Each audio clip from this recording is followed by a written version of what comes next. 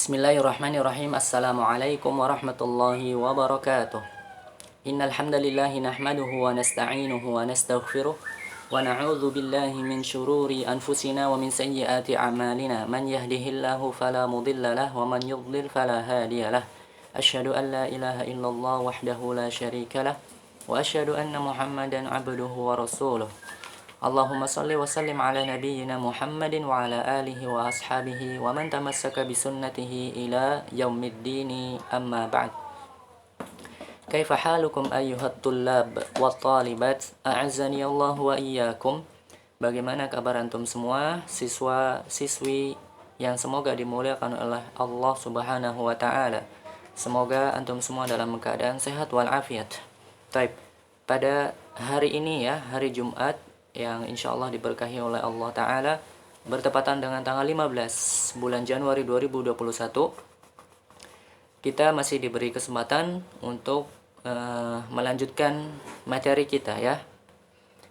Materi kedua pada pekan kedua ya, mata pelajaran PAI kelas 5. Tepatnya hari ini kita akan membahas modul halaman 15 sampai 17.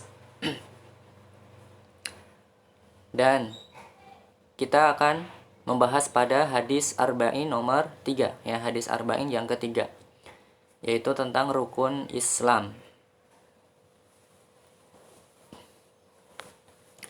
Ya, silakan antum semua buka modulnya halaman 15. Lihat paling atas, al-haditsus tsalits, hadis yang ketiga, yaitu Islam dibangun di atas 5 perkara atau yang disebut dengan rukun Islam.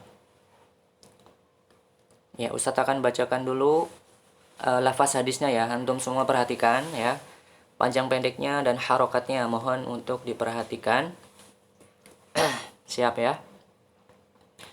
An Abi Abdurrahman Abdullah bin Umar bin al-Khattabi radhiyallahu anhuma qala Sami'tu Rasulullah sallallahu alaihi wasallam yaqulu Buniyal Islamu ala khams syahadati an la ilaha illallah wa anna Muhammadar Rasulullah wa iqamis salah wa ita'iz zakah wa hajjil bait wa shaumi Ramadan. Rawahul Bukhari wa Muslimun. Ya, sekarang kita baca terjemahannya ya.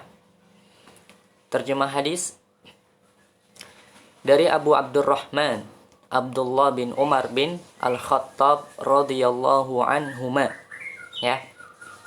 Abu Abdurrahman adalah kunyahnya dari Abdullah bin Umar bin Al-Khattab ya. Abdullah bin Umar ini adalah anaknya Umar bin Khattab ya, namanya Abdullah ya. Makanya Abdullah bin Umar bin Al-Khattab ya, atau yang disebut dengan Ibnu Umar. Nah, ini adalah seorang sahabat yang mulia ya. Jadi kunyahnya Ibnu Umar adalah Abu Abdurrahman ya. Kemudian kenapa disebut di sini radhiyallahu anhuma ya, semoga Allah meridhoi keduanya. Yaitu yang keduanya di sini maksudnya adalah Umar bin Khattab dan anaknya yaitu Abdullah bin Umar. Dia berkata, saya mendengar Rasulullah sallallahu alaihi wasallam bersabda, Islam dibangun di atas 5 perkara. Yang pertama adalah bersaksi bahwa tidak ada sesembahan yang berhak disembah selain Allah ya. Ini atau yang disebut dengan 2 kalimat syahadat ya, dan bahwa Nabi Muhammad adalah utusan Allah. Syahadatain ya. Kemudian menegakkan salat. Kemudian menunaikan zakat. Melaksanakan haji dan puasa Ramadan. Hadis riwayat Bukhari dan Muslim. Baik, kita selesai di halaman 15 ya. Ini sudah sampai paling bawah. Kita selesai di halaman 15. Kemudian kita lihat halaman setelahnya ya, halaman 16. Syarhul hadis, penjelasan hadis. Al-Islamu fil haqiqati huwa ittiba'ur rusul fi ma ba'athahumullahu bihi minasyara'i fi kulli zamanin hatta ja'a khatamul anbiya Muhammadun sallallahu alaihi wasallam fa akmalallahu bihi ad-din. Islam pada hakikatnya adalah mengikuti ajaran para rasul, sebagaimana apa yang Allah utus mereka dengan syariat-syariat di setiap zaman, hingga datanglah seorang penutup para nabi, yaitu Muhammad sallallahu alaihi wasallam. Maka dengannya Allah menyempurnakan agama ini, ya. Jadi setelah Allah mengutus Nabi Muhammad sallallahu alaihi wasallam, maka Nabi Muhammad ini adalah sebagai seorang penutup para nabi sebelumnya. Maka tidak ada lagi nabi setelah Nabi Muhammad, ya. Jadi kalau ada yang mengaku sebagai nabi, maka sudah dipastikan dia adalah pendusta, ya, pembohong. Karena Nabi Muhammad adalah penutup atau nabi yang terakhir dari nabi-nabi sebelumnya, ya. Kemudian kita lanjutkan. Walam yardallahu an yata'abbada ahadun bighairi dinil Islam alladhi anzalahu ala rasulihi fala yajuzu li ahadin an yata'abbada bidini ghairi dinil Islam alladhi buniya ala syahadati an la ilaha illallah wa iqamis shalah wa ita'iz zakah wa hajjil baiti wa saumi ramadan. Dan Allah tidak ridho, ya, tidak rela kepada seseorang yang beribadah atau memeluk agama dengan selain agama Islam yang dia turunkan kepada Rasulnya. Maka tidak boleh bagi seseorang untuk beribadah atau beragama kecuali dengan agama Islam, ya.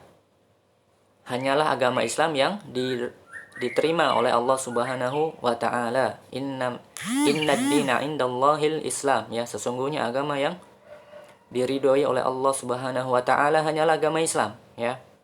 Maka barang siapa yang tidak memeluk agama Islam, ya, yang non muslim, tentunya dia termasuk orang-orang yang kafir, ya, yang akan kekal di neraka jika dia tidak bertobat sampai dia meninggal, ya. Kemudian yang dibangun atas syahadat, ya, Islam ini dibangun atas syahadat atau persaksian dua kalimat syahadat, mendirikan sholat, menunaikan atau membayar zakat, haji ke Baitullah, dan berpuasa bulan Ramadan, ya. Mari kita bahas atau jabarkan sedikit tentang rukun Islam ini, ya. Yang mana Islam ini dibangun di atas 5 perkara, ya, atau 5 rukun. Kalau kita permisalkan atau kita contohkan Islam ini sebagai sebuah bangunan, ya. Bangunan ini akan kokoh, ya, akan kuat jika ada tiang-tiangnya. Nah, tiang-tiangnya ini seolah-olah dia sebagai seumpamanya seperti rukun-rukun Islamnya, ya. Nah, ada 5 tiang atau 5 rukun dalam bangunan itu misalnya.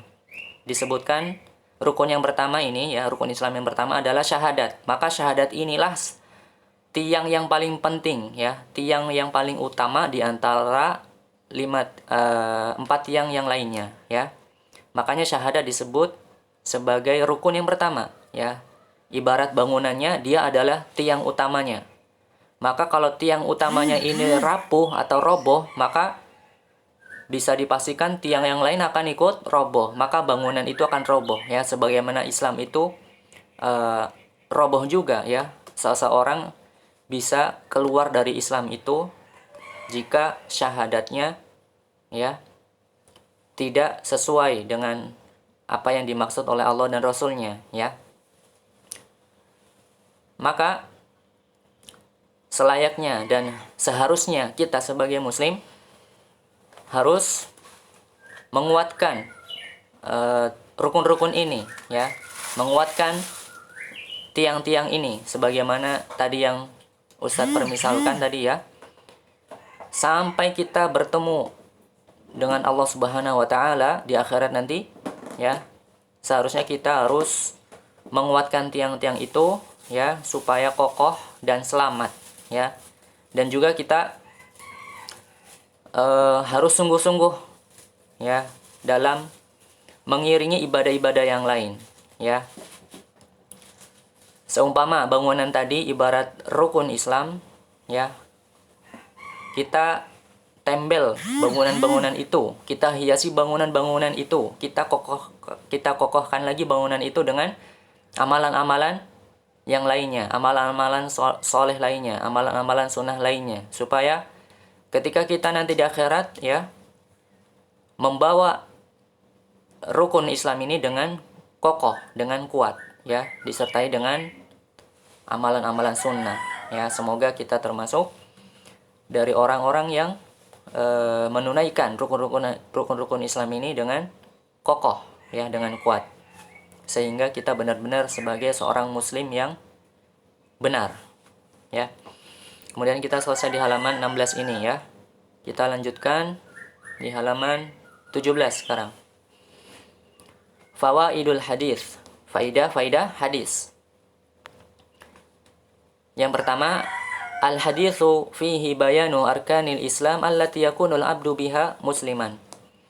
Di dalam hadis tersebut terdapat penjelasan rukun-rukun Islam yang dengannya seseorang dinamakan muslim jika telah memenuhi rukun tersebut ya. Makanya ketika ada orang yang belum masuk Islam ya, dia harus mengucapkan syahadat dulu ya.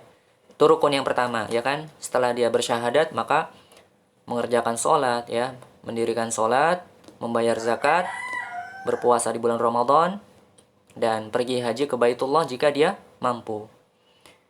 Baik. Kemudian faedah yang kedua, anna man lam ya'ti bihadhil arkanil khamsah falaysa fi dairatil Islam bil ijma'. Barang siapa yang tidak memenuhi 5 rukun Islam, maka dia bukan dari kalangan Islam berdasarkan ijma atau kesepakatan ya. Yang paling utamanya adalah tadi ya, rukun yang pertama tentunya syahadat ya. Kenapa syahadat diletakkan pada rukun pertama? Karena pentingnya akan syahadat itu. Ya tidak. Ya. Misalnya ada orang yang belum Islam nih, belum masuk Islam ya, non muslim. Dia misalkan bersedekah dengan sebesar gunung emas misalnya ya, sebesar apapun dia bersedekah ya, sebanyak apapun dia bersedekah, maka sedekahnya tidak diterima sampai dia masuk Islam dulu ya. Sampai dia masuk Islam dulu baru bisa diterimalah sedekahnya ya. Makanya ini ketika syahadat diletakkan pada rukun yang pertama, ini merupakan rukun yang paling penting. Baik, kemudian dilanjutkan kepada rukun yang berikutnya, yaitu tentang sholat. Nah, ini kenapa sholat diletakkan pada rukun yang kedua? Karena sholat kedudukannya juga agung sekali ya, kedudukannya sangat besar di Islam ini ya. Baik, alhamdulillah kita selesai di halaman 17 ya. Maka pembahasan hadis ketiga sampai sini saja. Kemudian selanjutnya kita akan menghafal mufradat ya. Tugas hari ini adalah kalian menghafal mufradat ya. Namun Ustadz akan mengambil mufradat dari pembahasan hadis sebelumnya, yaitu hadis yang kedua. Nah, nanti mufradatnya ditulis pada pembahasan hadis kedua ya. Baik. Al-mufradat artinya kosakata. Yang pertama adalah martabatun, artinya tingkatan. Yang kedua amaratus sa'ati ya. Kalian perhatikan panjang pendeknya ya, jangan lupa. Mohon untuk diperhatikan panjang pendeknya dan harokatnya ya. Amaratus sa'ati ya, mimnya, ro-nya dan sinnya panjang. Amaratus sa'ati artinya tanda-tanda kiamat. Kemudian yang ketiga su'ila ya, pendek semua. Su'ila artinya ditanya. Kemudian yang keempat dzata yaumin, pada suatu hari. Yang kelima akhbirni, artinya kabarkanlah kepadaku. Ustadz ulang, akhbirni ya, ni-nya panjang. Kabarkanlah kepadaku. Yang keenam al-mas'ulu, artinya yang ditanya. Yang ketujuh tola'a, artinya nampak atau muncul. Kemudian yang kedelapan La adri artinya saya tidak tahu. La adri saya tidak tahu. Yang kesembilan, bayyana. Bayyana artinya menjelaskan. Kemudian yang terakhir, husnul adabi artinya adab yang baik. Baik, alhamdulillah kita selesai pada pembahasan kali ini ya. Wallahu a'lam bishawab. Kita tutup dengan doa kafaratul majlis. Subhanakallahumma wa bihamdika asyhadu an la ilaha illa anta astaghfiruka wa atubu ilaik. Wassalamualaikum warahmatullahi wabarakatuh.